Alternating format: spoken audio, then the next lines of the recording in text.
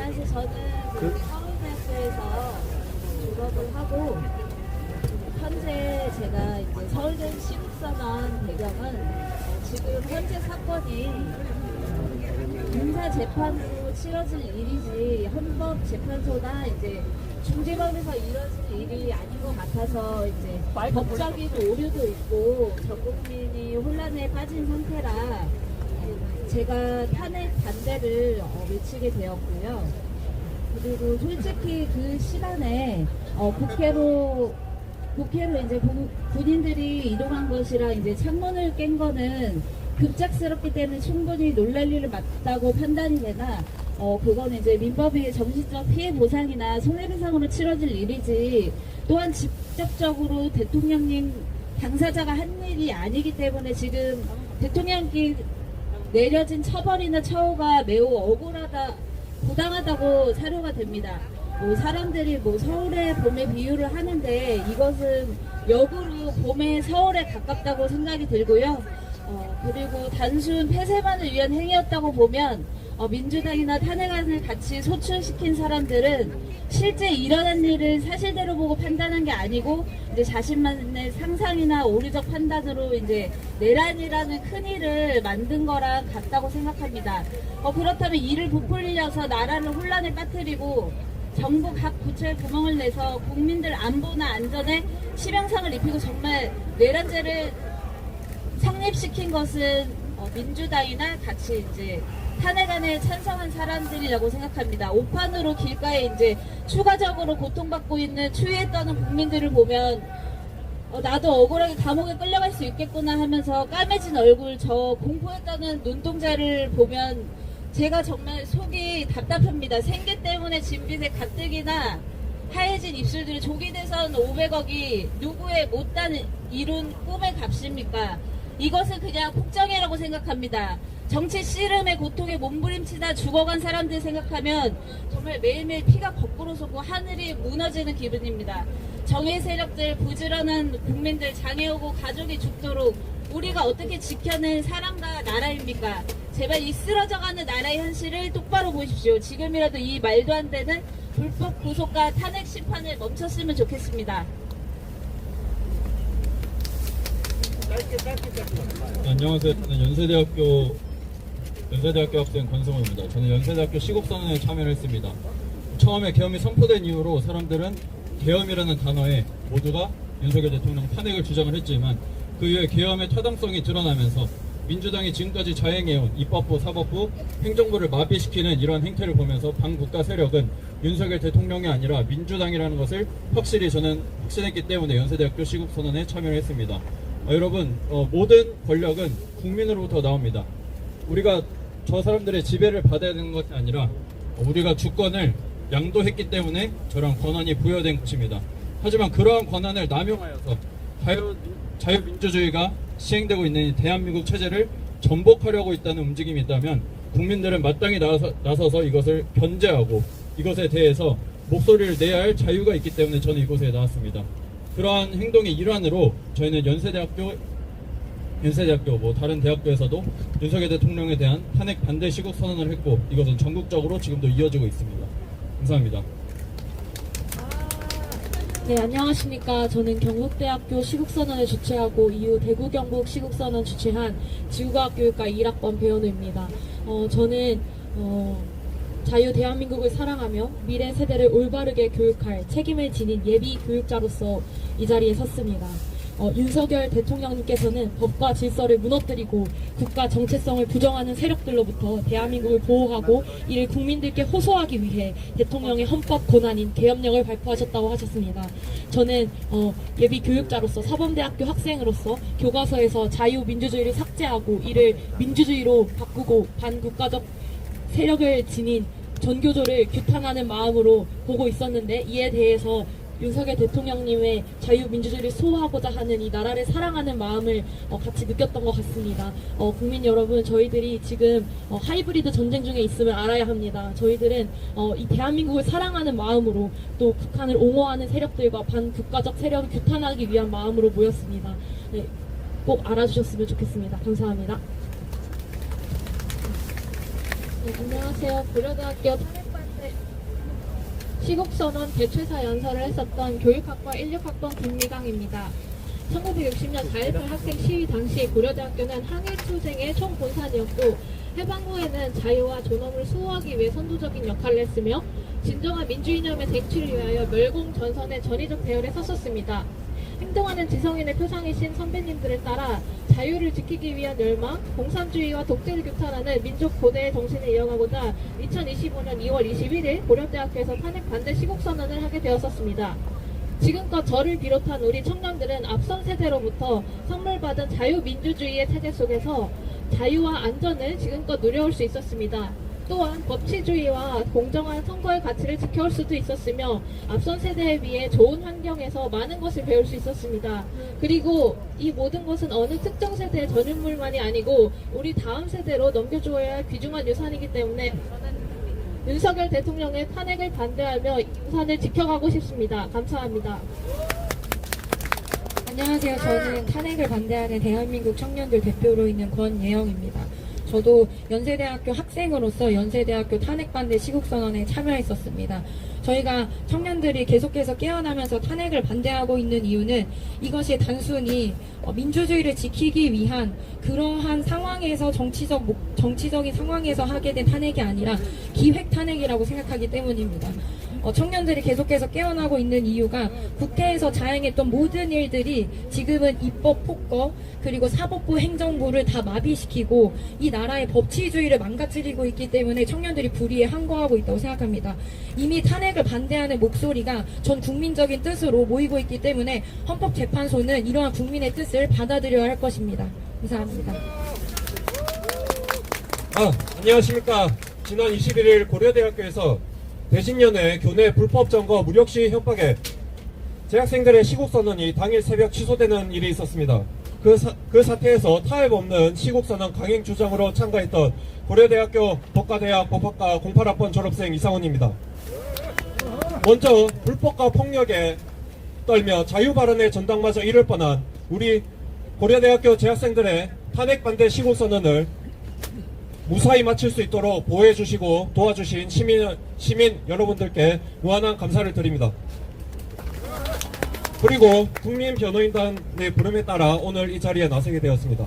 짧게 얘기하자면 대한민국 대통령은 국민 전체의 직접 선거를 통해 선출된 민주주의의 결정체이자 최고의 민주적 정당성을 지닌 존재입니다. 단순히 행정부 수반의 지위만 아닌 최고 통치권자로서 국가 원수의 지위도 있음을 다시 말하고 싶습니다. 사법의 저울을 대통령에게 섣불리 쉽사리 들이대어서는 안 되는 일입니다. 상권 분립의 목적과 사법권의 헌법적 한계를 뛰어넘는 일입니다. 부디 대한민국 최고 지성이자 사법의 정점에 선 자들의 양심과 긍지를 가지고 결단해 주시길 바랍니다. 이상입니다.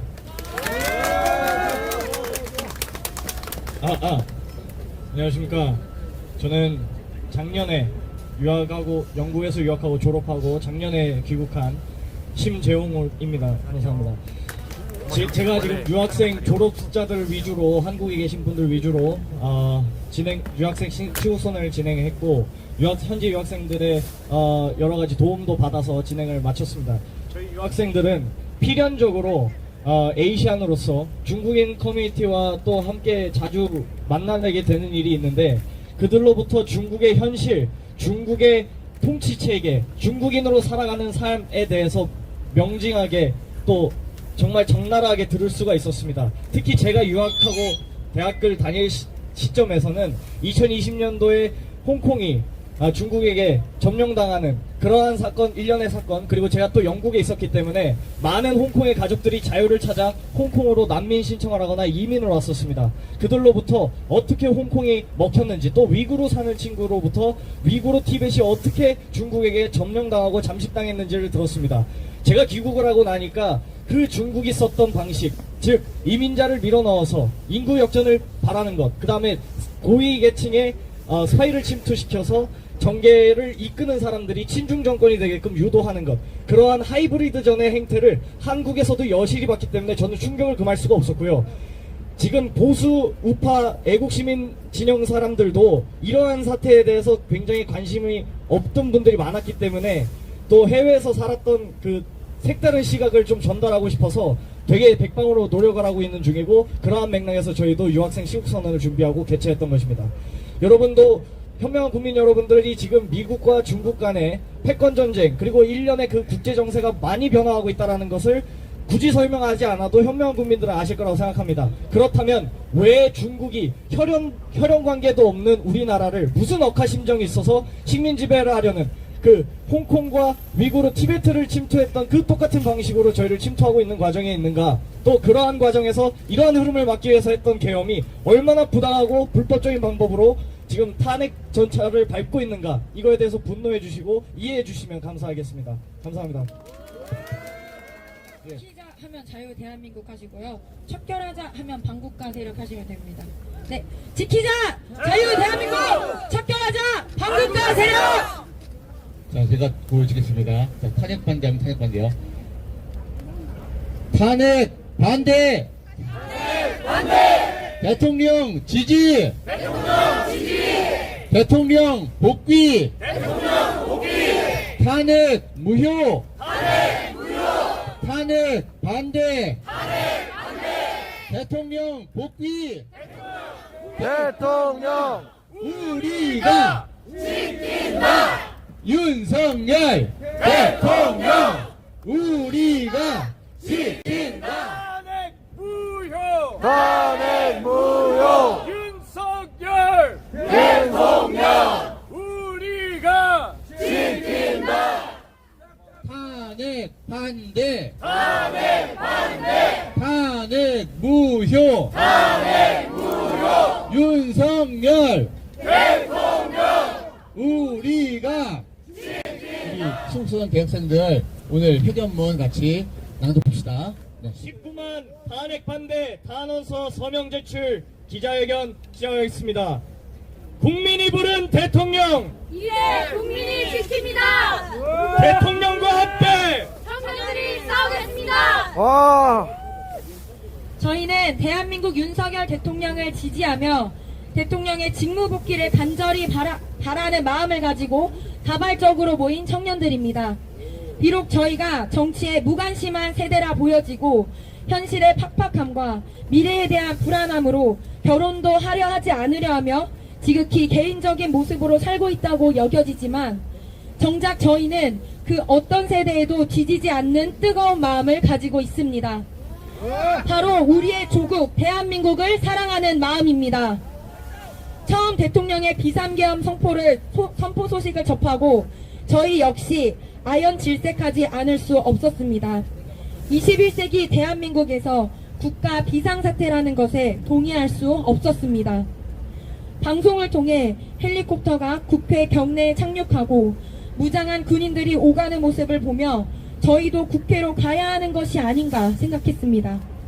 하지만 이후 국회에서 국회의원들이 모여 비상계엄 해제 요구안이 의결되고 대통령이 절차에 따라 비상계엄을 해제하는 것을 보며 저희가 생각하던 그런 모습이 아니었음에 또 한 번 놀랐습니다. 군인들이 무력으로 사회를 억압하는 그런 영화와 같은 모습이 아니었기 때문입니다. 이후 정치권에서는 탄핵이다, 내란이다 하는 선동이 시작되었고 대통령이 정치인 체포 지시를 했으며 부정선거 음모론에 심취해 있다는 뉴스가 언론에 보도되었습니다. 저희는 혼란스러웠습니다. 저희가 지켜본 정상적인 절차의 진행과 야당이 말하는 국권문란과는 달랐기 때문입니다. 저희는 왜 이런 일이 일어났었던 것인지에 대해 생각을 하게 되었습니다. 저희가 언론을 통해 생중계로 지켜본 모습과 다르게 진행되는 상황을 이해할 수 없었습니다. 국가 비상사태를 국민에게 호소하기 위함이라는 대통령의 담화를 저희는 냉정히 진단해 보았습니다.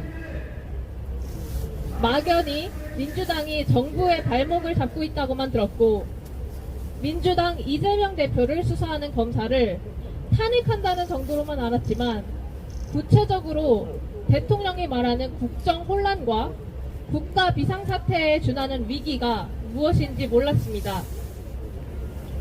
그러나 대통령의 담화를 다시 보고 저희는 스스로 자료를 찾아보면서 비로소 그 문제점을 알게 되었습니다. 민주당에 의해 29번의 탄핵소추가 발의되었다는 것을 듣고 처음에는 귀를 의심하였습니다. 대통령이 탄핵된 후에도 국가적 혼란에는 아랑곳하지 않고 자신들 말을 듣지 않는다고 국무총리까지 탄핵하는 것을 보면서 팔다리를 모두 묶어놓는 것이 어떤 것인지 알 수 있었습니다. 막연히 알고 있었지만 이재명 대표 수사를 했다는 이유로 보복을 당한 검사 탄핵, 감사원장이 지난 정부에서 군사 기밀을 중국에 유출한 것을 감사했다고 또 탄핵, 야당의 방송 장악이 여의치 않다고 탄핵, 이태원 참사가 벌어졌다고 행정안전부 장관을 탄핵, 국회에서 이재명 대표를 쳐다봤다고 법무부 장관을 탄핵. 저희가 보기에도 이런 것이 무슨 탄핵이냐 하고 싶은 사유로 탄핵을 했습니다. 이재명이 황제야.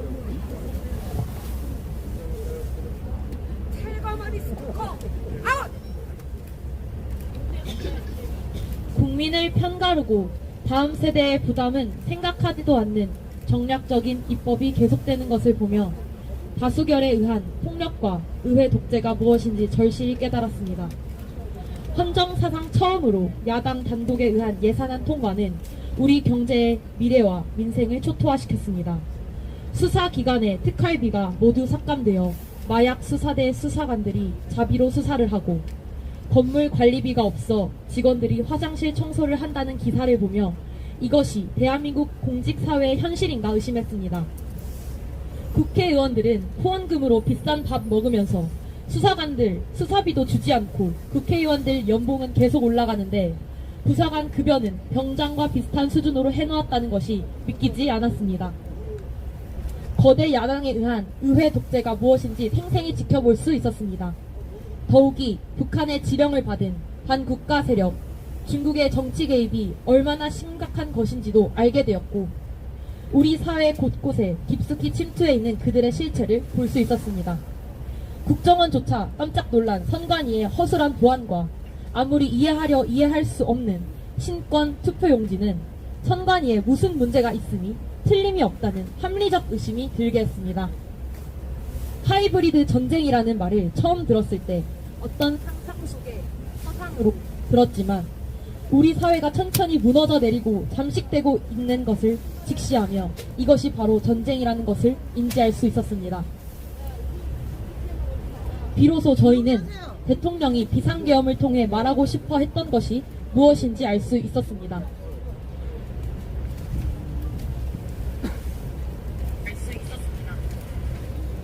그런데 세상은 달랐습니다. 기회가 왔다 하고 대통령을 끌어내리려는 음모가 넘쳐났습니다. 특전사가 동원되어 국회의원들을 끌어내리려고 했다거나 국정원의 차장이 메모에 적힌 정치인 체포 명단이 있다는 말로 대통령은 국회를 마비시키려 한 범죄자가 되어 있었습니다. 저희가 봤을 때 수십 명의 군인이 수천 명의 국회 관계자를 통제한다는 것을 명백히 불가능해 보였으나 상식이 통하지 않았습니다.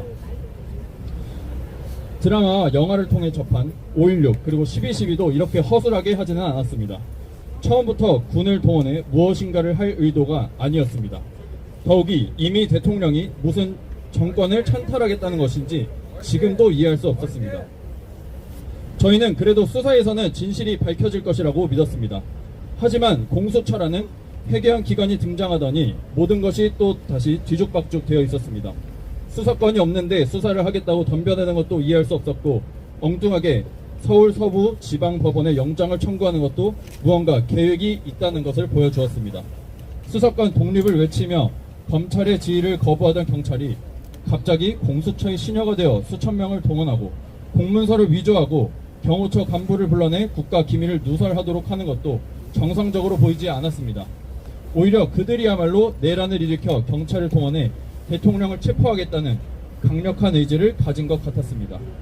세계 12의 경제 대국으로서 국격은 생각하지도 않고 이미 헌법상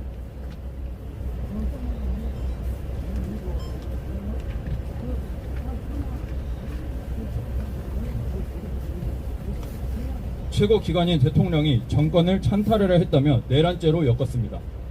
검찰이 이미 증거가 충분하다고 하고 공소처는 증거인멸의 위험이 있다는 상반된 말을 하고 있는데 대통령은 구속되었습니다.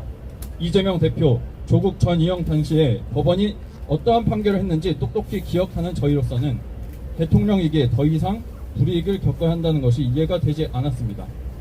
미국 트럼프 대통령 취임 후 관세 전쟁이 벌어지는 상황에 우리는 대통령을 가두어 놓고 대응도 하지 못하고 있습니다. 많은 나라들은 대통령이 구속되어 있는 대한민국을 상대도 하지 않고 있습니다.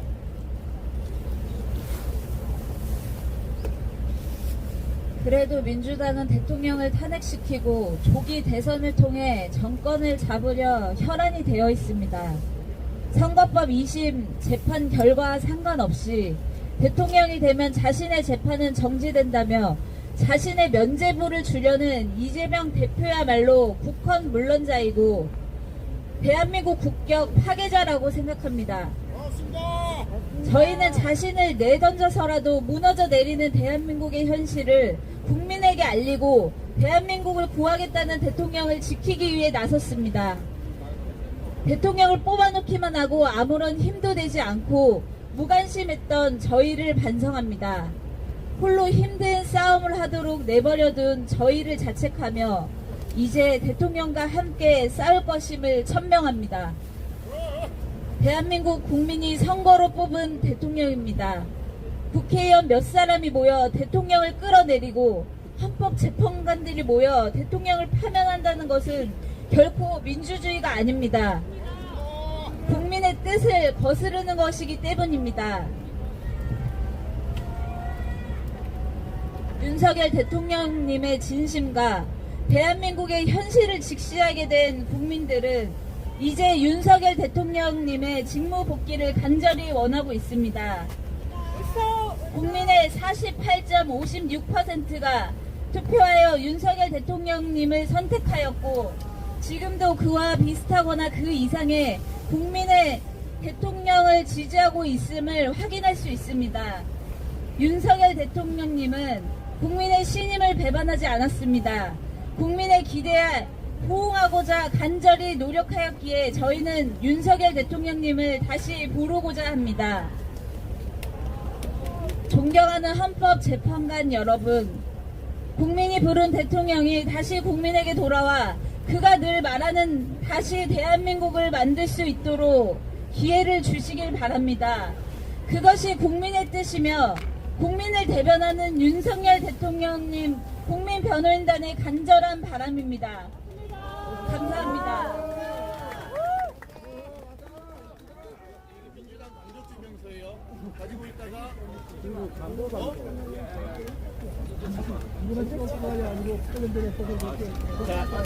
이렇게 찍어서 하면 돼요. 알았죠? 네. 자, 제가 민주당을 해체하라고 해주세요. 민주당은 와! 찢어버리자!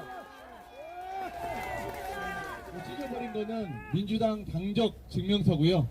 우리 청년들 중에서 민주당 당적을 가지고 계신 분들이 민주당 당적 증명서를 찍고 윤석열 대통령을 지지하고 탄핵에 반대한다는 뜻을 표명해 주셨고, 그런 의미에서 우리가 같이 퍼포먼스를 진행했습니다. 와! 너무 멋있다! 네, 이 정도로 해서 오늘 기자회견 마치겠고요. 우리 청년들이 이 탄핵 반대 탄원서 한 박스씩 들고, 뒤에 계신 분들도 한 박스씩 들고, 그 다음에 경북대 우리 학생은 들어주시고요. 예, 요거 들어주시고, 맞습니다. 네, 그렇게 하고 이동하겠습니다. 맨 앞으로 와주시고요. 다 들고, 예, 네, 들어주세요. MBC 네. 촬영도 하고 보도도 하면서 왜 촬영하나? MBC 네, 제출하러 저랑 같이 가도록 하겠습니다. 시국선 2030 화이팅! 응원합니다, 우리 청년 여러분.